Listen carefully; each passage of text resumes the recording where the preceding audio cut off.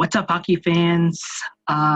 This is a special little podcast episode. It's going to be more of a what we call it, a podcast crossover between the Incomplete podcast and the Pod Street Bullies podcast. Except for instead of talking about football, we're going to talk about hockey. I am Ty Walden from the Incomplete podcast, and I am joined by my good friend Derrik. I am with the Pod Street Bullies podcast. It's been a long time since we've seen each other. It has. I think the last time we saw each other was when we were actually at the hockey game when you and I went to see the Flyers and the Ducks play. I think so too. That was my first hockey game, I believe, as well. That's right. I remember I popped your cherry that night. I mean, if it's gonna happen, it's got to be with the guy that loves his hockey. Oh, for sure. We had a good time. We had a really good time that night. Oh yeah, definitely a good time. Oh yeah. But it has been, I think, 5.5 years since we went there, and a lot has changed in the world since then. And that's what brings us to what we're going to talk about today. NHL's coming back, hopefully. Finally. I'm so happy about that. I'm so happy. I mean, any sport, really. Any major sport, I should say. I'm not the biggest, soccer fan. I'll watch it if it's on, but hockey, baseball, basketball, football, maybe not even so much basketball, but it's hockey. It's my favorite sport. It's back. It will be back. I'm ecstatic. Oh, yeah, definitely. So I'm not sure a lot of people know, but we know that because you're with the Pod Street Bullies, you are a Flyers fan, and now everyone knows that I am a Ducks fan. Sadly enough for my Ducks, we missed the new playoff format by 5 points. Just couldn't get past those pesky Blackhawks. Yeah, let's be honest. In your opinion, you're a Western Conference guy. Do you think Chicago belongs in the playoffs this year?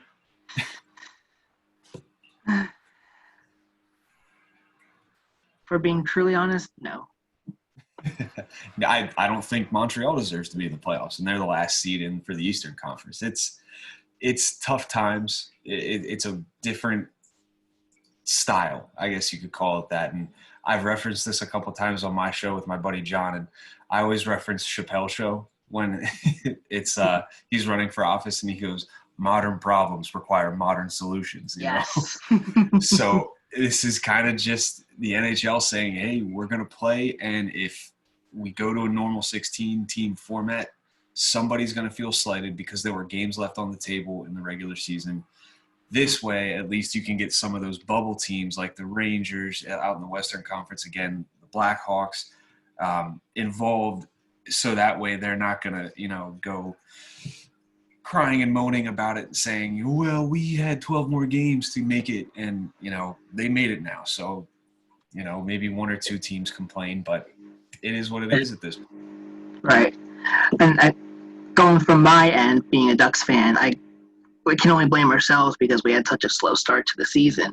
Like, we were catching fire, just sad that the pandemic kind of halted our somewhat hot streak at the time. Yeah, it's frustrating. I mean, no team went into this season knowing that there was only going to be, 68 games played. So you can't tailor your game to that if you don't know. So who knows? The Ducks could have pulled within a couple points of the playoffs, and maybe even made it at the end of the season. But we'll never know. And I think, in that regard, there's reason to believe that there could be an asterisk next to a Stanley Cup champion. But regardless, Stanley Cup's a Stanley Cup, in my opinion. I think Whoever wins it deserves it. Yeah, especially in these times. And with how difficult I think, honestly, in my opinion, I'm not sure how you feel about it, the Stanley Cup is probably the hardest trophy to win in all professional sports. Oh, absolutely. Hands down. We even had another show devoted to that, breaking down all the trophies in all the four major sports, and Stanley Cup was the unanimous winner in that. Nice. What came in second? Second place was I think it was the Commissioner's Trophy, for me at least. This is like we broke it down each, and I think we both had the same rankings. I think mine was Stanley Cup, MLB, and then I had the NFL and then NBA. I'm not a big NBA fan, so I used that hour to like just poop on the NBA. All right, it's okay. I watch a little bit of basketball, but I'm not really a huge fan of it either. I stopped being a fan of it because of the creation of all these super teams. I'm the same way, same exact way. So we got a lot Yeah. in common in that. But enough about basketball. Let's get right into hockey. Let's do this. All right. All right. So, do you want us to get started with the Eastern Conference? So Eastern Conference right now. I guess to kind of preface it, we can do the format real quick, run through that, and Yes. go from there. What's going to happen in the first round, if you want to call it really the first round, it's a round robin tournament between seeds 1 through 4, and then you've got a 5-game series between 8 teams. You've got the 5 plays the 12, the 6 plays the 11, 7 plays 10, 8 plays 9. Eastern Conference, Pittsburgh is the 5 seed, Montreal's the 12, Carolina 6, New York Rangers are 11, Islanders 7, Florida 10, Toronto's 8, and Columbus is 9. If I'm not mistaken, I wrote down the wrong bracket one time, but I think this is the correct one. 1 through 4 seed, you've got Boston, Tampa, Washington, Philadelphia in that order. Round robin could determine the seeds there, 1 through 4. So Philadelphia could jump all the way up to number 1. Boston could fall all the way to number 4. Tough to see that happening because Boston's really good. But I've got no gripes with saying that I think Philadelphia could take the 3 seed at least. They've had Washington's number all year, so I think that's kind of how that plays out, where Boston and Tampa remain 1-2, and then Philadelphia and Washington flip-flop. And the rest of that round, it's a real toss-up to me. There's a lot of good teams, but there's also a lot of parity in the Eastern Conference where you've got some really solid teams. I mean, Pittsburgh, for all of their faults and their injuries that they battled this year, they're in the 5 seed. They would have made the playoffs even if it was a traditional playoffs. I've got them beating Montreal in 4 games. Playoff carry price, not that good. Carolina and New York, the Rangers, I actually picked the Rangers in 5 because I think the Rangers are a dark horse to be a very dangerous team. They're getting hot at the right time. A lot of young talent paired with some decent veterans, and they could really make some noise here. 7-10 matchup, the Islanders and Florida. Islanders are tough. Florida were basically sellers at the deadline. So it's tough to pick against the Islanders, especially when they're playing Florida. The 8-9 matchup, the closest knit matchup, you've got Toronto and Columbus, where Columbus really has no business being in the playoffs because of the fire sale and the way that everybody kind of left town with Bobrovsky and Duchesne and everybody. But they still made it, which is awesome, and I'm happy for them. But it's tough to pick against Toronto in this scenario. I don't have faith in Toronto moving much further than that, but we'll get to that later in the show. So in Western Conference. So Western Conference, your top 4 seeds are the St. Louis Blues, the Colorado Avalanche, the Vegas Golden Knights, and the Dallas Stars, which is I'm kind of surprised at how well Dallas has done this year. But I'll get to that in a minute. So for our qualifying round, we have the 5th seed Edmonton Oilers against the 12th seed Chicago Blackhawks. Then you got the 6th seeded Nashville Predators against the 11th seeded Arizona Coyotes. I'm going to talk a little bit about the Coyotes for a minute because I found out some hours before we came on. Got the 7th seed Vancouver Canucks against the 10th seed Minnesota Wild. And then you've got an all-Canada matchup for the 8 and 9 seed between the Calgary Flames and the Winnipeg Jets. I'm looking forward to that. Oh, yeah, definitely. Touch up a little bit on the qualifying round before I get to the top 4 seeds. Edmonton, so I remember 2 years ago that they got, I'm pretty sure it was 2 years ago, maybe it might have been 3 years ago, where they got up to the second round and they were beaten in 7 games by the Anaheim Ducks, which it was kind of a bit of a surprising series because it was for the first 4 games, the road team won every game. And then it just flip-flopped the home and whatnot. So Edmonton, if they're in the playoffs, they could be a very dangerous team.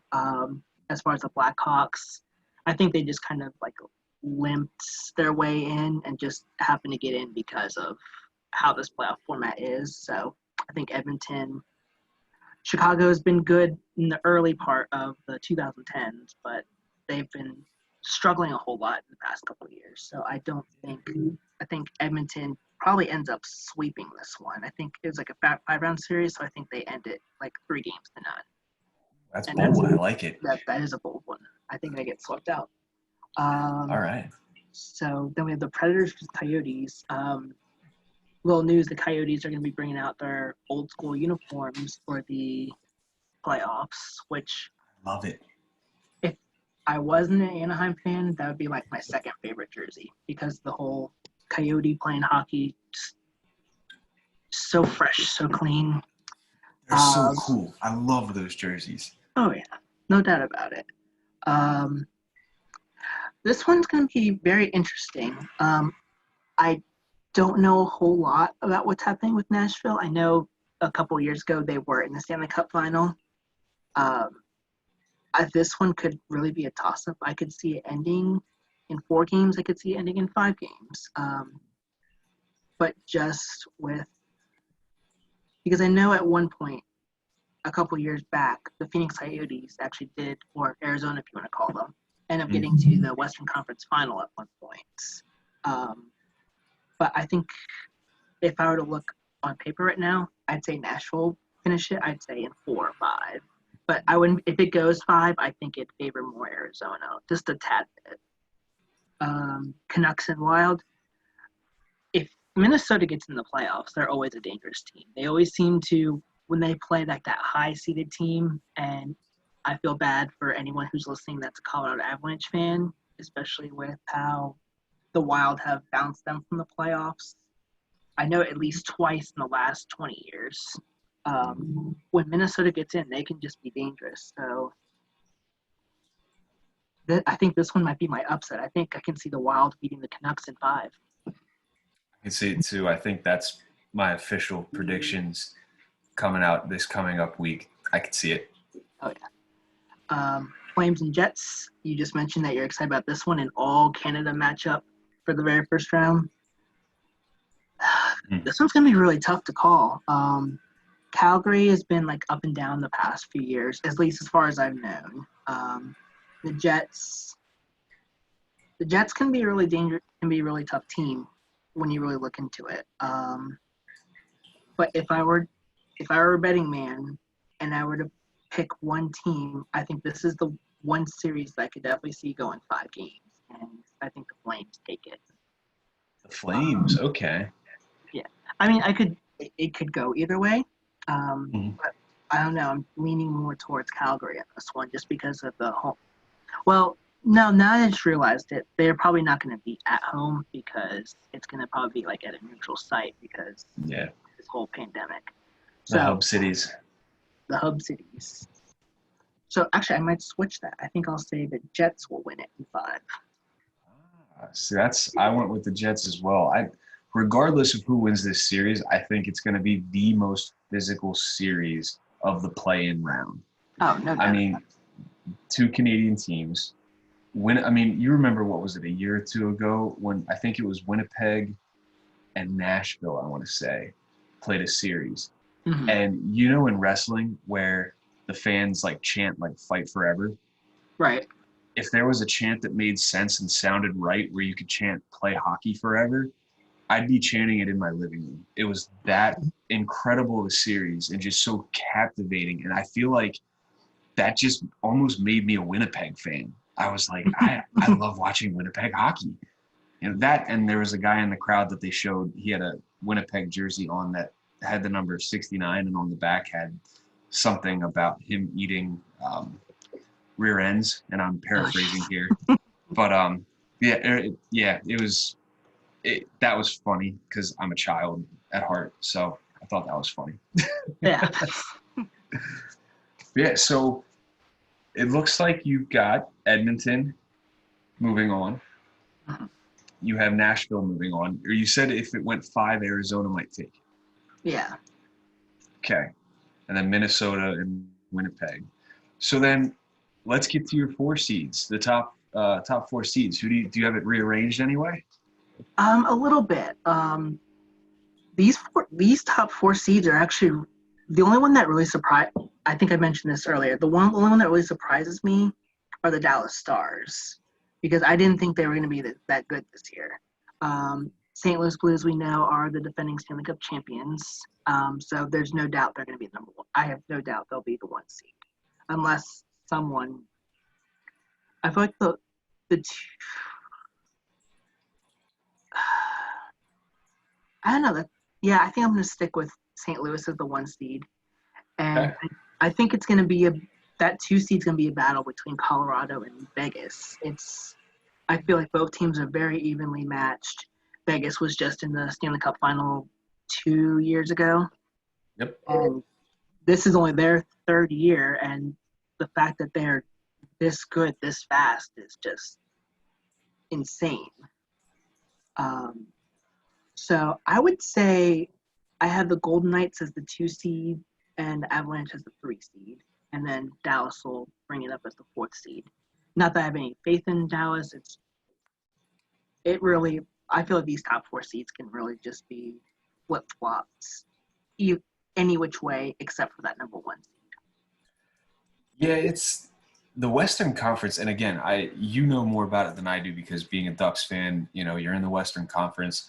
I'm a Flyers fan. I pay attention to those guys out in the Eastern Conference. I'm almost afraid to make guesses and make predictions about the Western Conference for fear of coming off as an uneducated, jackass, essentially. But at the same rate, I'm like, I know these teams pretty well. A very good friend of mine from high school is an Edmonton fan, and we talk hockey all the time. And, I mean, they've got 2 of the best players in the league right now in Draisaitl and McDavid. So it's so hard to pick against a duo like that. But then you put them up against a team like Chicago and their playoff pedigree, and it's like, man, you've got a perennial playoff team who've won multiple Stanley Cups in the last decade. And then you've got this upstart team that has 2 of the best players in the NHL, Nashville and Arizona. Arizona shouldn't be here, but they went on that run. Nashville is typically a playoff team almost every year, but they've got their deficiencies as well. Vancouver's young. Minnesota's always tough. Calgary, Winnipeg are 2 teams, again, that are always in the mix. I feel like I said there's a lot of parity in the Eastern Conference. There's a lot of parity in the Western Conference as well. Oh, without question.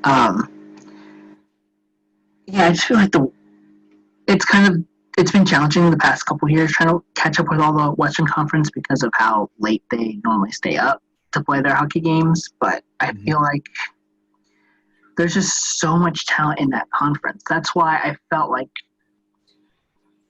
the matter of the fact, and I think they're adding a Seattle team in the next year or so. So, like, now that we'll have their 16 teams in that conference, I think it's just going to be important for all those Western Conference teams to try to get as young as they can before this new team starts up, because we could see the Seattle team end up pulling a Vegas Golden Knights and end up going to the Stanley Cup playoffs their first year.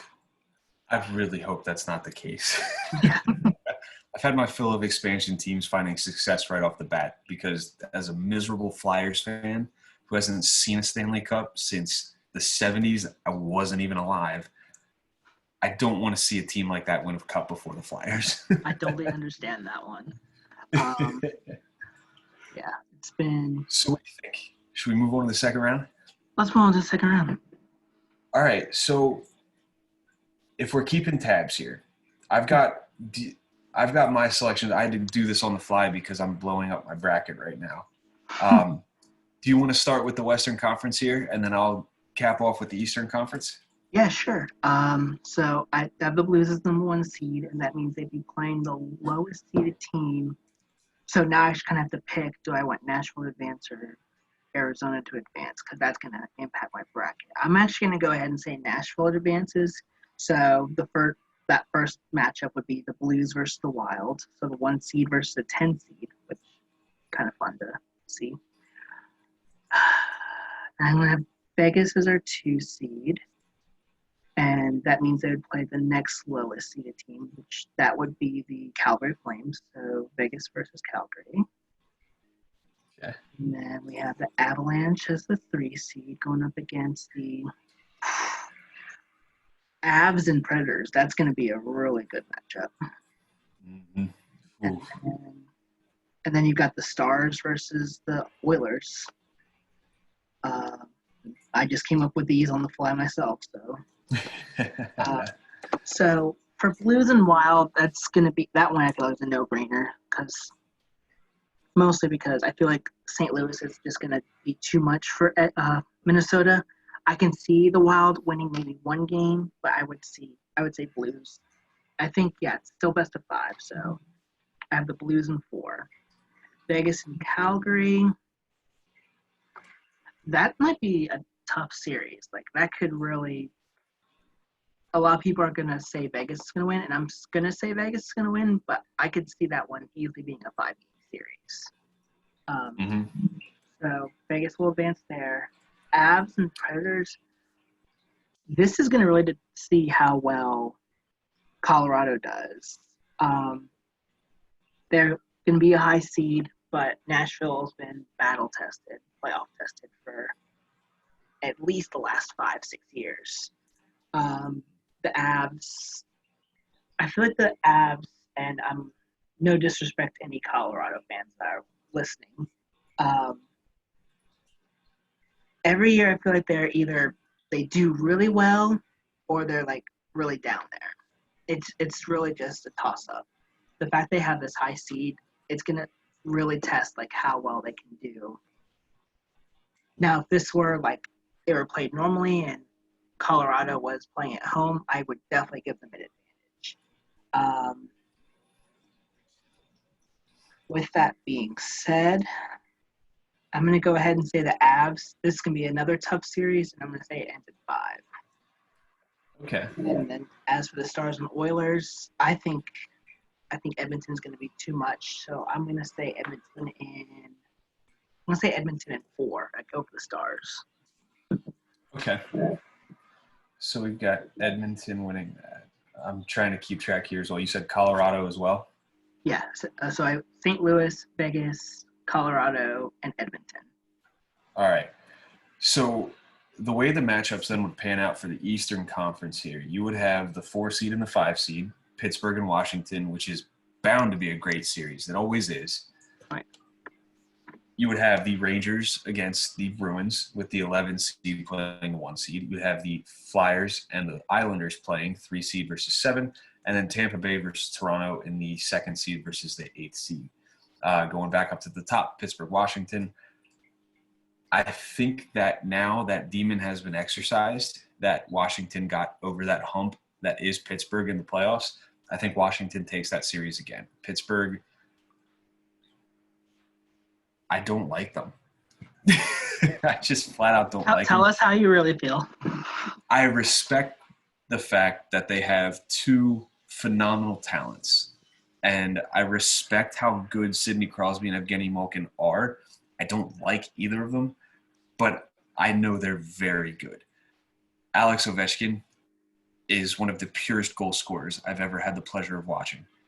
Washington, though, just when you've got a guy like John Carlson on the blue line who's putting up more points than most forwards in the league this year, that's a recipe for success right there. So book Washington moving on to the next round there. Tampa Bay and Toronto, I'm going to flip-flop between these series because I've got a shocker of a pick here. Tampa Bay and Toronto play. Tampa Bay finds a way to blow it every single year. Whether they get swept by Columbus or they make it to the Stanley Cup Finals and then lose to Chicago, they always find a way to blow it when they're typically one of the best teams in the league.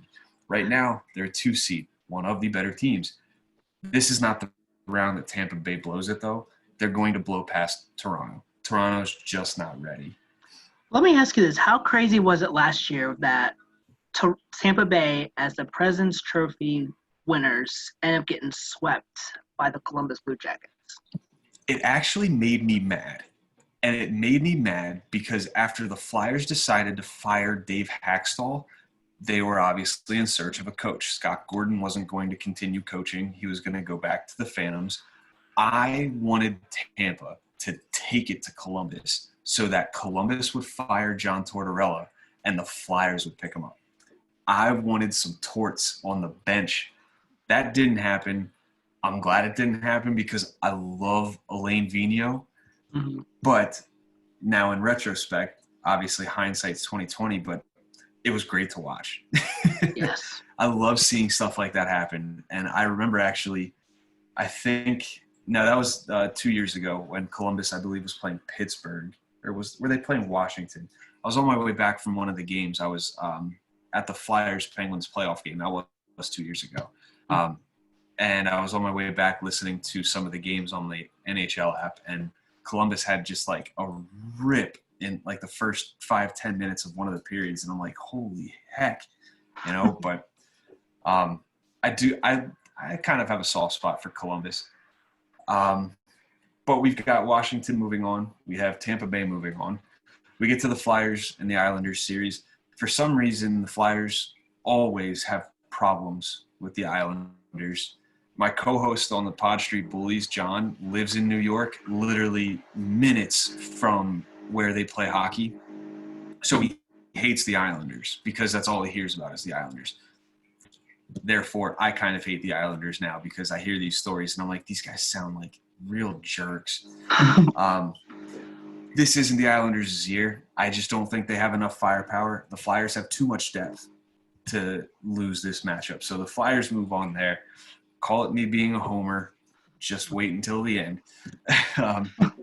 This matchup with the Rangers and Boston, originally in my head, I'm thinking there's no way in hell Boston loses this matchup.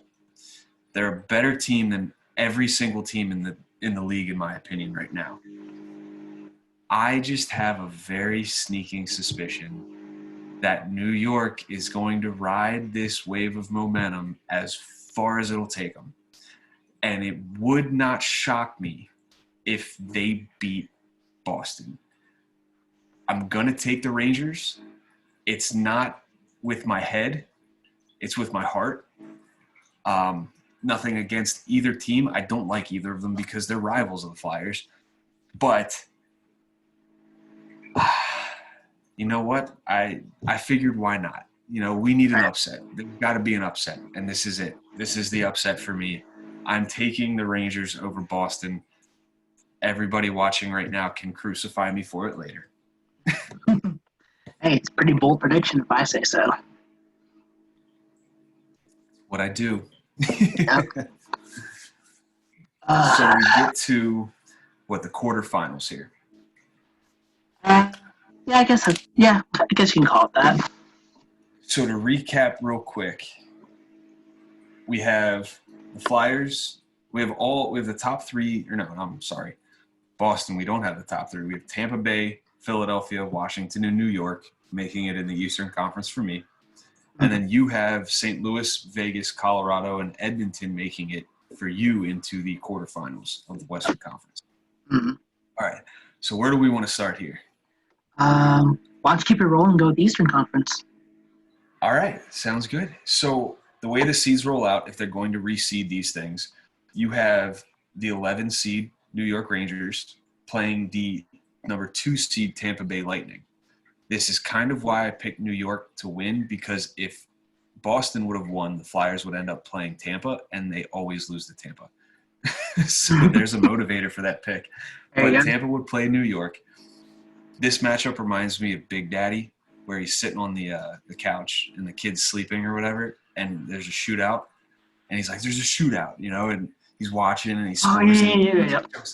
Those are the two teams that are playing, and that's completely obscure. So I'm sorry for sidetracking here, but hey, he wanted to listen to his Kangaroo song. The Kangaroo song. This one's another tough one for me. Like, it just gets harder and harder. That's just how these playoffs are going to work. But I think that New York's magic ends here. I think Tampa's just too good of a team. It's tough to deny how good they are, and that scares me. And I had literally just put off a Tampa Bay matchup for another round with the Flyers because I don't want them to lose yet. But Tampa, again, they're moving on. I've got Tampa Bay in the Eastern Conference Finals for the first spot. The second spot will be determined by the Flyers and the Capitals series. And it's tough because Washington has so much firepower. It's all going to hinge, though, and I mean, this could be really for any series or any team, but it's going to hinge on goaltending because Holtby really hasn't been that great this year. Mm-hmm. Their backup, Ilya Samsonov, is a phenomenal prospect, but this is his first year with NHL experience. Is he going to be able to fill in if Holtby isn't doing well? Is Holtby going to have a playoff run like he did 2 years ago where he was just magnificent? A lot of ifs. Is Carter Hart going to prove to be the goalie that the Flyers need? Is their depth going to hold up? Is Giroux going to disappear? Too many ifs. A concrete, though, the Flyers win this series. Okay. I think, again, I hate to harp on this fact, but when the Flyers went at the deadline and went out and got Nate Thompson and Derek Grant, I was ecstatic because I didn't need, the JG Pageaus. I didn't need the big flashy names. I wanted depth because depth wins Stanley Cups. Flyers have the solid top six. Getting these depth guys in. Derek Grant is having a phenomenal year, and I love that pickup. And I'm sorry to poach somebody off of your favorite team, but I'm really happy about it. I've kind of noticed over the past couple years, there have been, like, we've had Chris Pronger, who won a Stanley Cup with the Ducks and ended up going to another cup with the Flyers. So kind of used to former Ducks going from the East Coast. I would love if that trend continued this year. We'll see. I don't know if we really I don't think we really have anyone. The only person I really know that we have is, like, if Getzlaf wants another run at a cup, then that could be a logical sense right there. Yeah. So Western Conference. All right. So if we're going our reseeding route, I have the St. Louis Blues versus the Edmonton Oilers and the Vegas Golden Knights against the Colorado Avalanche.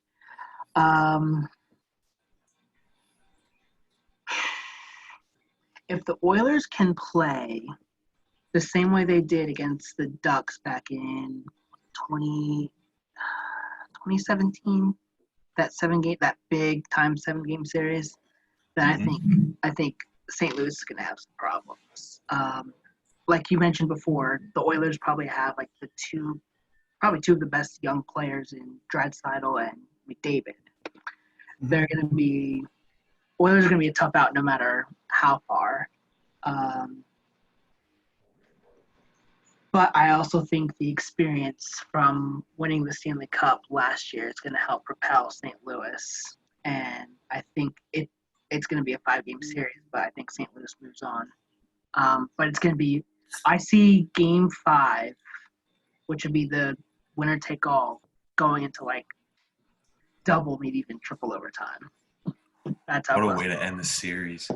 Now, are they playing 7 games, though, in these series? Because I heard about them playing 7 after the play-in round. Like, the play-in round would be the only round that they'd go 5 games. I believe the 7 games don't start until the conference finals. Okay. That would make sense then.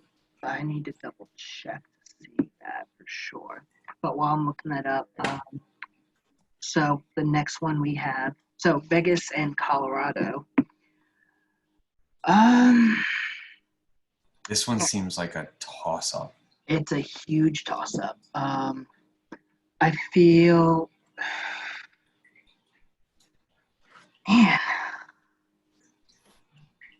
because you got the Avs. I mean, other than the Dallas Stars, the Avs were also a very surprising team. I didn't even think that they were gonna get as far as they did.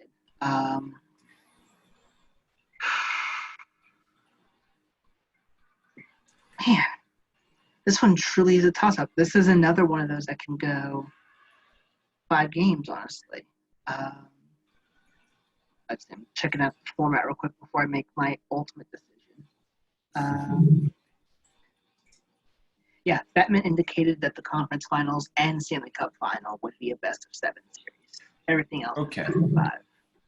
Gotcha. All right, that makes sense. I mean, in fashion of, speeding things up and getting through these games, that definitely makes sense. Right. I'm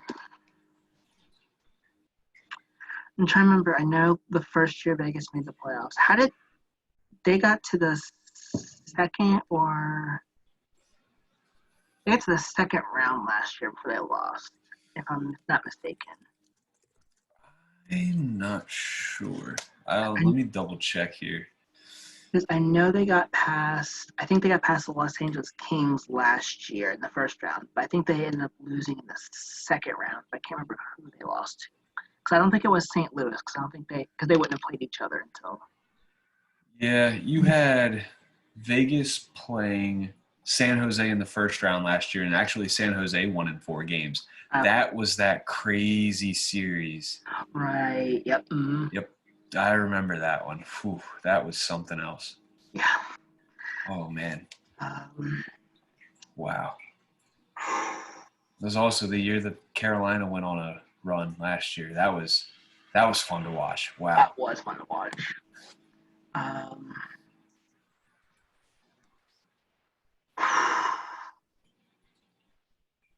I guess the question is, do I want to go with my head or my heart? Because my head is saying Vegas, but my heart is saying Colorado. Mm-hmm.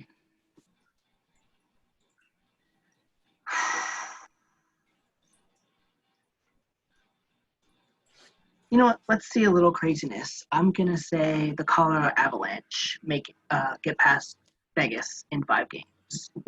And I like that pick. Crazy. It's gonna be definitely like a back and forth series, that one. But oh, yeah. I don't know. I think it's just that momentum that Colorado was on. I think that's gonna end up playing in their favor. Oh, definitely. Momentum has a big. If they put it, let me think a little bit here before I speak. Momentum plays a big part in the Stanley Cup playoffs, and if you can ride any wave of momentum that you've got, I mean, hell, we've seen it. Like I said, Carolina last year. We've seen it with Los Angeles when they won their first cup back in, I think that was 2010, 2011. Mm-hmm. And that was a hot goalie as well. Jonathan Quick just played out of his mind, but that's the name of the game when it comes to the playoffs, man. Momentum carries you, and momentum has carried these 4 teams to the conference finals, 2 per division.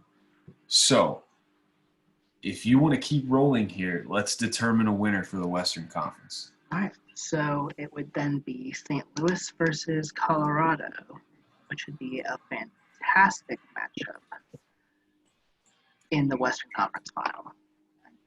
Make sure I didn't misspell Colorado there. I'm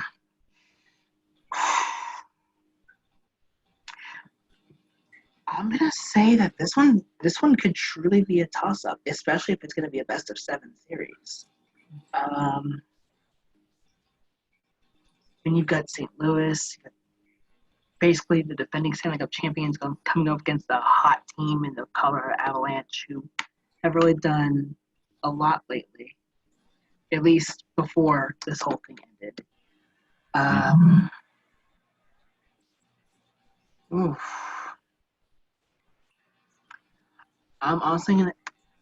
gonna base my prediction on a discussion we had earlier about how the Stanley Cup is the hardest trophy to win.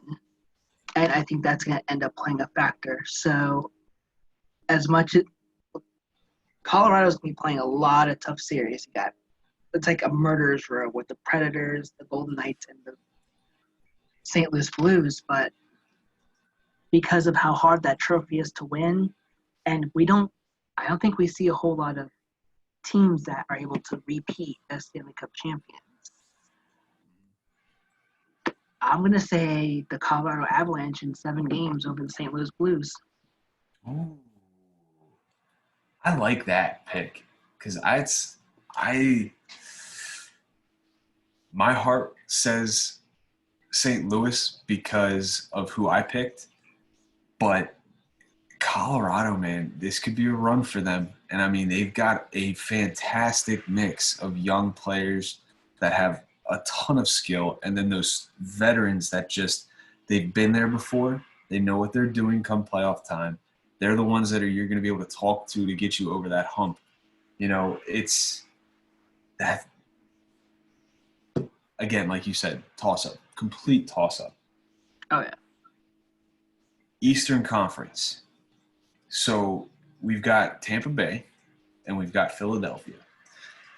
This is the matchup that I wanted to postpone because as a Flyers fan, I'm terrified of the Lightning because we don't play them very well.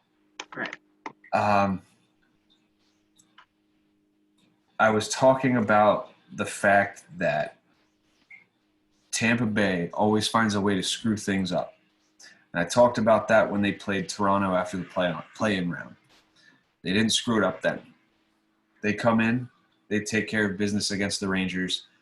Everybody saw that coming because, let's be honest, the Rangers, as an 11 seed going up against the 2 seed, Tampa Bay is the far superior team. They didn't screw that up. They've got 2 more opportunities to screw it up, and it's either the conference finals or the Stanley Cup finals. Or they get over the hump. Who knows? I know. They're going to find a way to flub this series. And I'm not talking like flub it as in just they suck and it's a 4-game sweep. No, it's going to be, no doubt, I think this is definitely a 7-game series. But I have a very hard time believing that Philadelphia can't at least make it to the Cup finals. And I've been harping on their depth all night. But there's one more reason why I think that they're going to end up in the Stanley Cup finals. And I'll get to it when we make our prediction for the Stanley Cup. But for now, I've picked Philadelphia to make it to the Stanley Cup finals for the Eastern Conference. Right. That's true. Tampa Bay does find a way to let their chance to the Stanley Cup slip away, whether it doesn't matter what round it's in. Oh, yeah. A friend of mine is a big Tampa fan, and every year when they mess it up, it's about a week straight every day. I'm just like, hey, you could be playing hockey today. Oh, wait. So we've got it down to 1 team from each conference. Yep. Philadelphia in the Eastern Conference, through my picks, I should say, and then through your picks. We have the Colorado Avalanche from the Western Conference. So out of these 2, who do you think wins? I guess let's just get straight down to it. Let's get straight down to it. But it's going to be a lot more difficult than getting straight down to it. Yeah. Both of these teams, because before this whole pandemic ended, before it all began, I should say, I did get to see. It was actually the last sporting event I got to see before this pandemic ended, which was the Ducks and the Flyers. So I got to see the Flyers a little bit up close.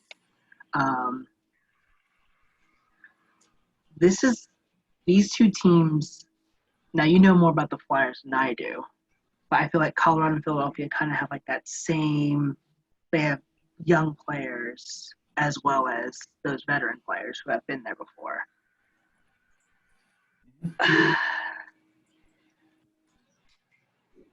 I'm not sure what. I think it could really depend upon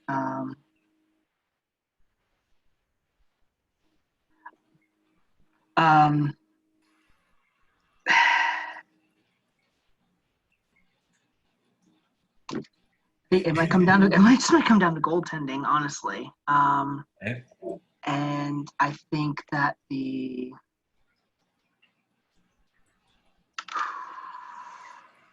It's tough, right? It is really tough.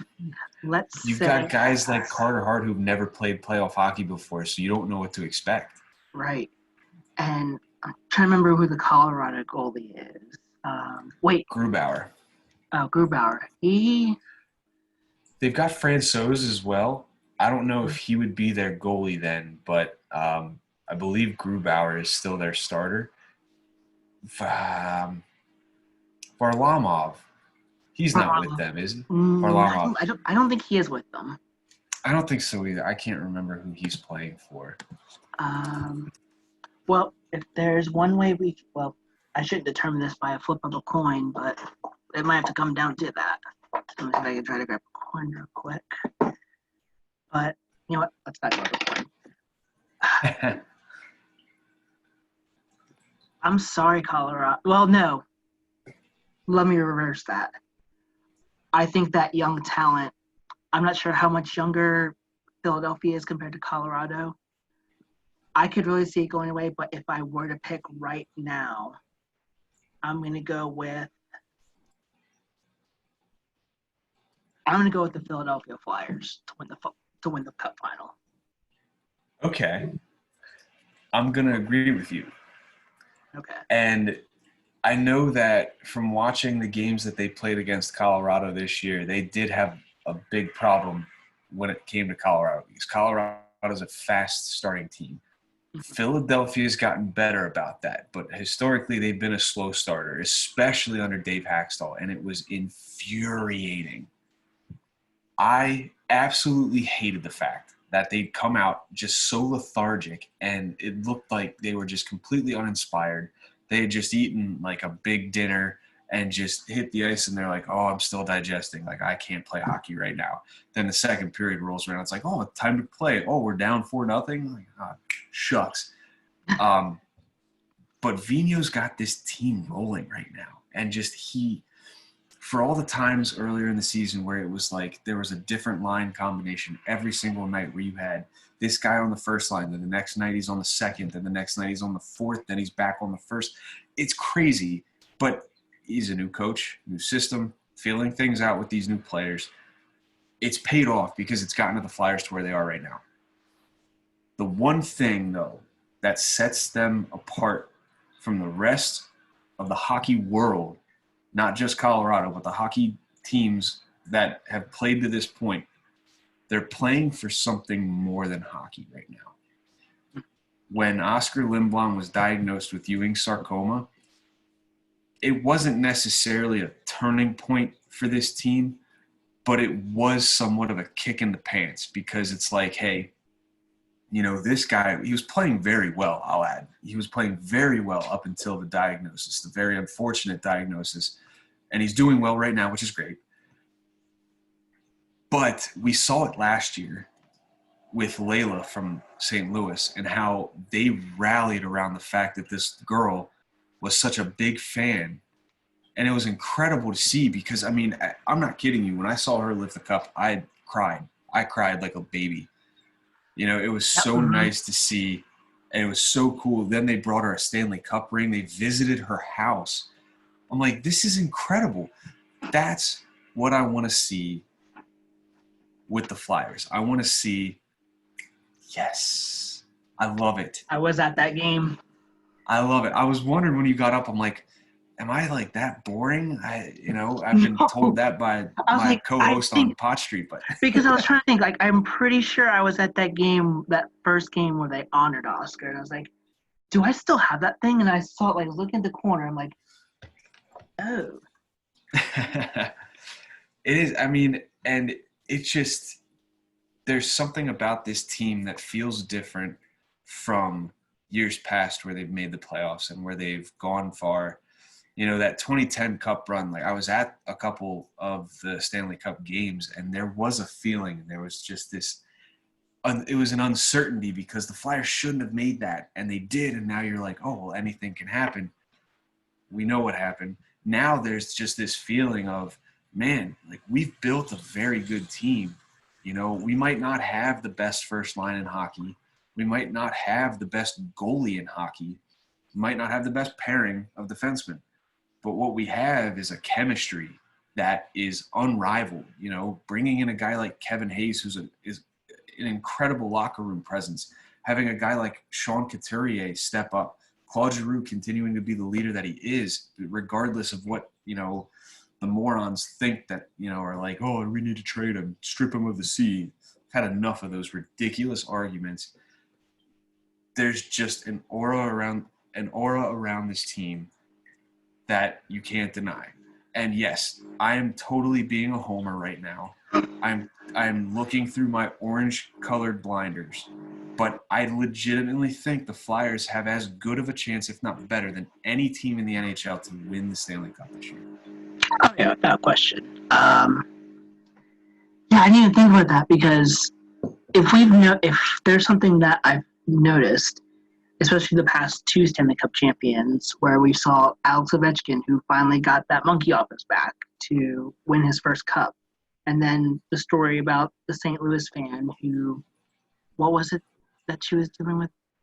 I'm not sure. I looked it up the other day. I'm not sure. I don't have it in my notes here. I'm sorry. No, it's all right. But it's like a huge, like a fan that has like such a, I feel like hockey the past couple years, when there's like that kind of a big story, the team kind of feeds off that. And especially with the Flyers and how their teammate Oscar is dealing with what he's dealing with at the moment. Layla has HLH. HLH. Okay. Yes. Not sure exactly what that stands for. I found that on the Blues website. I'm sorry. I didn't mean to interrupt. I apologize. Oh, no, you're fine. I feel like it's like those feel-good stories that kind of help a team excel and get over that hump. And just those kind of teams just play on a whole nother level. Yeah. It's some supernatural, whatever you want to call it. Just there's a reason bigger than hockey as to why these teams do what they do. And you didn't necessarily see it right after the diagnosis. I believe after the diagnosis, the Flyers went on a little mini West Coast trip where they played Colorado and Winnipeg. And I want to say Minnesota as well. And they just pooped the bed. And then they come back, and that's when it really started to click. They played well at home all year. Carter Hart, I've talked about this as well. His home stats are just mind-blowing.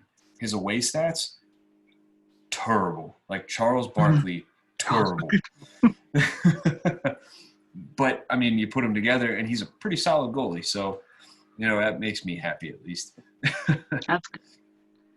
Jeez, Yeah, can you imagine another Philadelphia team winning another championship? I'm not an Eagles fan, so I'll preface by saying that. Okay. But I can tell you right now, and this may be unpopular, and I apologize if it is, but if the Flyers win a Stanley Cup this year specifically, I understand there's, a quarantine going on. I understand the pandemic that's happening without getting too much into it and political and this and that. I will be in Philadelphia. I will be on Broad Street. I will be at that parade if the parade happens. If it doesn't happen, obviously, I'm not going to go to Philadelphia just to stand on Broad Street and be like, this is where the parade were to happen. If there was one, like from, was that Fairly Odd Parents? Right. Dad, this is where I'd have my trophy if I had one. But if they have that parade, yes, I have a mask. I'll put that mask on, but I will march my butt onto Broad Street, and I will go crazy with the rest of those Flyers fans because it's something that I've wanted all my life. I'm only 29, but regardless, I got like just the slightest of tastes back in 2010 where it was a possibility. And then even in 97, I was way too young to remember. I was like 6 years old. But, man, do I want a Stanley Cup in Philadelphia. Oh, it'd be so sweet. Yeah. It would be great. Oh, man. But this is going to be an interesting playoffs. This is going to be very, very interesting, especially with the hub cities and that idea. It's going to be very interesting for sure. Want to talk a little about the unfortunate event because seeing as how I'm a Ducks fan, kind of want to try to tie them in a little bit, even though they're not in it, although they slightly missed it. One thing that did surprise me, though, when that all came out, and it's not because I haven't followed a whole lot of hockey, it's just more of like I don't really pay – because this certain team used to play in the Western Conference, got moved over to the Eastern Conference. I did not realize how bad the Detroit Red Wings were to the fact where they have like a 20% chance of getting the number 1 overall pick. They were horrendous this year. And I mean, I have no explanation. I don't get it because when you look at their team, they're talented. They have talent. I really think this is a goaltending issue. You know, Jimmy Howard's getting older. Mhm. After that, I think they had Jonathan Bernier. Bernier's, you know, hot and cold. He was injured as well. So they had to bring up one of their guys from Grand Rapids who, you know, again, not a Red Wings follower, so I'm not sure exactly who it was. But, you know, Jimmy Howard was bad, very bad this year. And they've been trying to unload that contract too, but it's not going to happen. I just don't see it happening. Right. But Anthony Mantha, he was injured as well. Solid forward, very good. Aside from his dirty hit against the Flyers, that son of a gun. Regardless, you know, Tyler Bertuzzi, very talented. I actually was a big advocate of the Flyers trying to pursue him at the deadline. Mhm. It would have took a lot. He's going to be an RFA. He's young. That's a tough get. But, you know, if they get that first pick and they get Alexis Lafreniere, whoever you want to – not the greatest with pronunciations. Sorry. But that's, you know, he's not a Connor McDavid. He's not even – I wouldn't even call him, you know, an Austin Matthews. But he's the type of guy that, you know, you'll be able to put a core around him and that team could really thrive in the next 2, 3, maybe 4 years. So if they get that first pick, it'll be great. Even the second pick, Quentin Byfield, I think is the unanimous number 2 pick. If not, then I don't know what these scouts are watching. But big physical guy, scorer, he has the finesse. You know, I think either of those guys could really do well in Detroit if Detroit's willing to spend a little bit of money, put some people around them, bring in a better goaltender. If they've got one in the system, great. If not, go out and get one because there's going to be ones available. But Detroit will be able to turn it around. It's just it's a matter of, you know, spending the money, the capital for the draft, this and that, you know, making the picks, doing well with the picks as well. But yeah, them in Ottawa. Ottawa has 2 first-round picks, and they're going to be in the top 10 likely. They might even be number 1. And I think they said that, I forget what the percentage is, they might have the number 1 and 2 pick, which would be absurd. Oh, yeah. I could not even imagine. Yeah, because they got their second first-round pick from, I think it was the Sharks. I think it was the Sharks, I'm pretty sure. Yes, that's right. It was that which deal was that? Shoot, I'm drawing a blank here. It was the Sharks pick. I just can't remember who was dealt to the Sharks. Let's see. Ottawa to. Well, I'm actually looking this up. There was an interesting stat that I found out the other day when these were announced. So for the first time since the 95, 96 season, I think that's what it was, neither team from the state of California made the Stanley Cup playoffs. Oh, wow. The 3 teams that missed out in the Western Conference, all from the state of California. Interesting. It's very interesting. The first round pick that Ottawa has from San Jose came in the Carlson deal. Oh, right. When Erik Karlsson was traded, it was Chris Tierney, Rudolph Balcers, who don't know what he's doing, Dylan DeMello, the rights to Josh Norris, and then a first round pick. It was either last year's draft or this year's draft, and then a second round pick last year, and then 2 conditional picks. So that was a hell of a haul for him. Wow. Yeah. Those deadline deals, man. No doubt about that. Oh, yeah. All right. Let's talk a little hockey, throw out a little predictions. I know we were a little bold with our predictions, but is there like one bold prediction? Actually, here's another one. Since we're both taking the Flyers to win the Stanley Cup, who do you think wins the Conn Smythe Trophy? Conn Smythe Trophy. That trophy will be won by Ivan Provorov. Okay. I think the man's been logging, upwards of 23, 24 minutes a night with the Flyers. And it's insane. And for a kid that age, too, he's 21, 22 years old, phenomenal, And not to mention, he does still add offensively. He's almost doubled, I believe, his point total from last year. So he's got the offense. He's got the defense. He's been paired with Matt Niskanen, which has really solidified his game because last year was a down year for him. He didn't play very well. When you pair him with a more defensively responsible guy like Matt Niskanen, Provorov has a little more liberty to kind of play his game because he knows Niskanen's going to be there just in case. But at the same rate, he's learning from Niskanen, becoming more of a responsible defenseman in his own zone. I think the Niskanen deal was a phenomenal deal. Even retaining Gudas's cap, that's fine. We're fine right now, cap-wise. We'll worry about it later. There you go. So what do you think, I guess, the deal – are you familiar at all with Kyle Criscuolo? Okay.